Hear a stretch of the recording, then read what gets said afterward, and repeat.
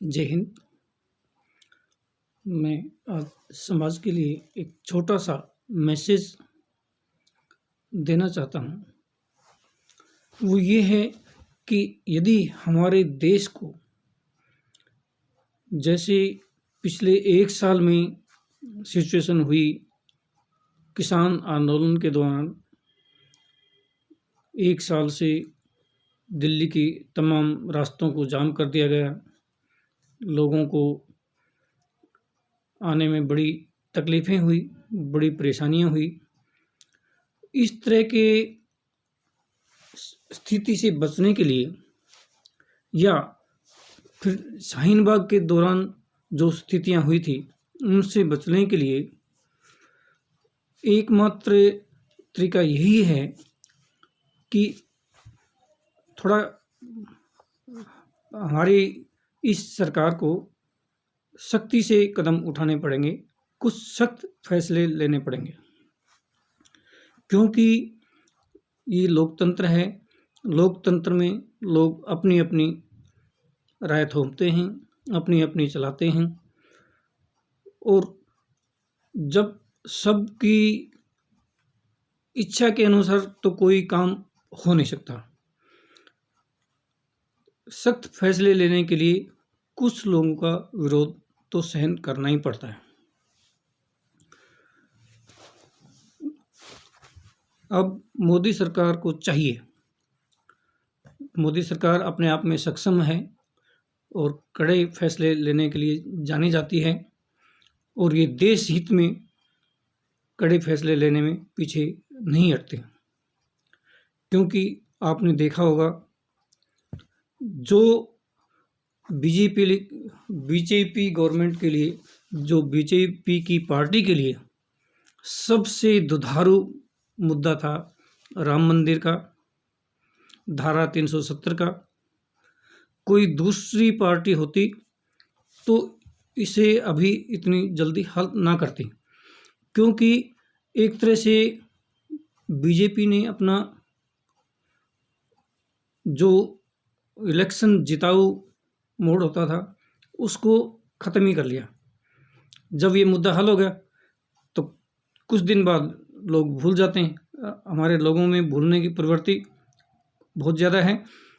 कुछ दिन बाद ये लोग भूल जाएंगे धारा 370 भी होती थी या राम मंदिर का कोई मुद्दा भी होता था, क्योंकि लोगों को ताज़ा वो चाहिए होता है।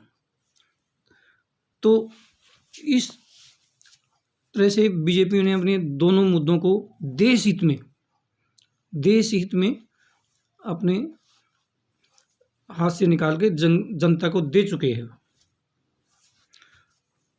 क्योंकि यदि सिर्फ ये अपने बारे में सोचते, अपनी सरकार के बारे में सोचते, अपनी पार्टी के बारे में सोचते, तो ये कभी इन मुद्दों को हल नहीं करते। इन मुद्दों को हल करने से देश का बहुत बड़ा पैसा बचा है, बहुत ज़्यादा फायदा हुआ है, क्योंकि धारा 370 के कारण ही जम्मू कश्मीर में हमारा बेइंतहा पैसा खर्च होता था और अनेक मौतें होती थी। आए दिन आपने देखा होगा, आए दिन देश में कहीं न कहीं बम ब्लास्ट होते थे और ये सरकार आने के बाद वो बम ब्लास्ट रुक गए हैं। पूरे देश में कश्मीर की इक्की-दुक्की घटनाओं को छोड़ दें तो कहीं ऐसी सीरियल बम ब्लास्ट कभी नहीं हुए।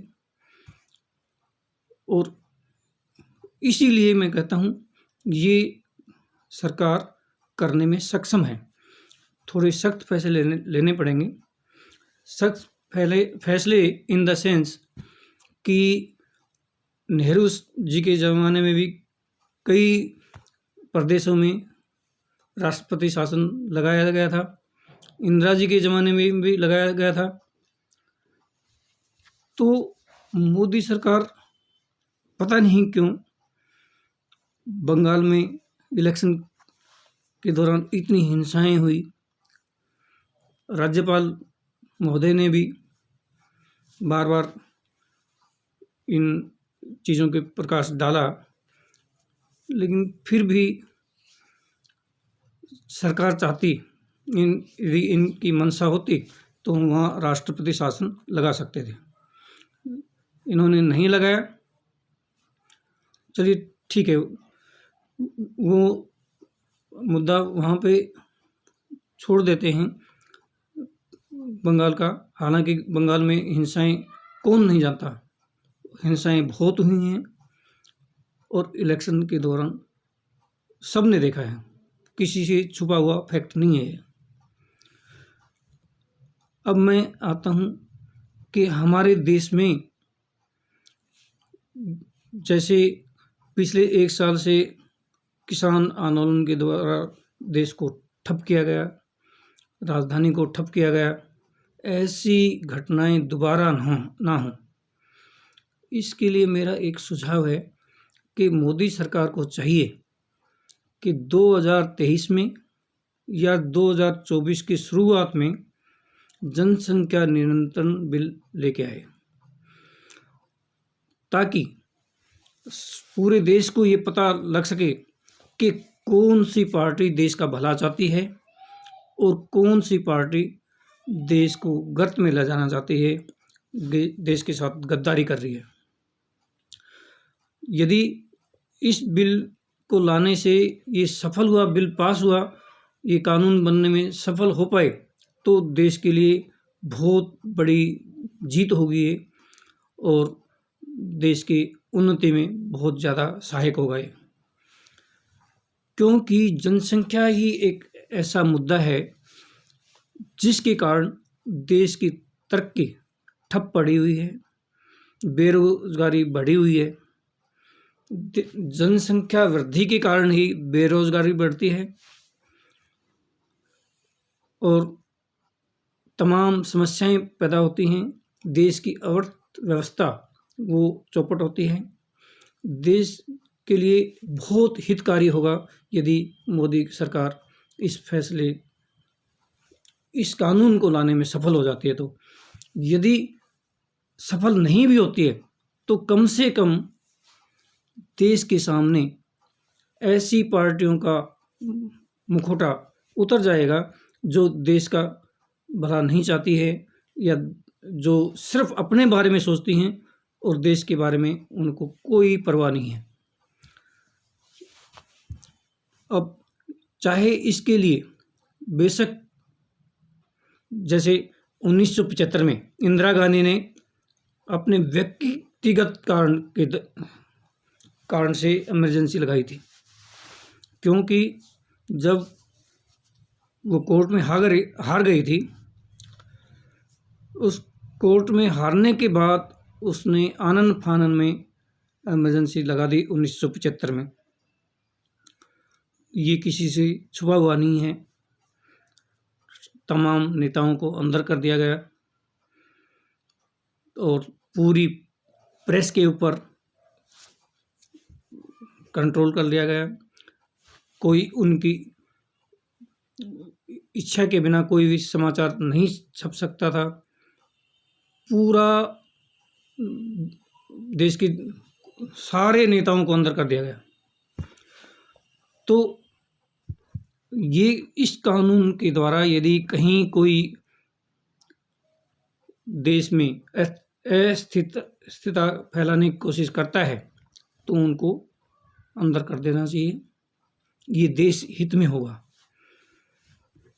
वैसे भी हमारे जनरल साहब रावत साहब ने कहा ही था कि हमारी देश की सेना 2.5 फ्रंट पर लड़ने के लिए तैयार है। तो आधा फ्रंट उन्होंने देश की आंतरिक स्थिति को लेकर कहा था। तो उसमें भी हमारी सेना सक्षम है संभालने में स्थिति को। तो ये सख्त फैसला लेना चाहिए और इससे पीछे नहीं हटना चाहिए, चाहे इसमें सफल हों या ना हो। दोनों ही स्थितियों में ये देश के लिए अच्छा होगा, ताकि देश की जनता को ये तो पता चले कि कौन सी पार्टी देश हित में काम कर रही है और कौन सी पार्टी देश के साथ गद्दारी कर रही है। जय हिंद, वंदे मातरम, भारत माता की जय।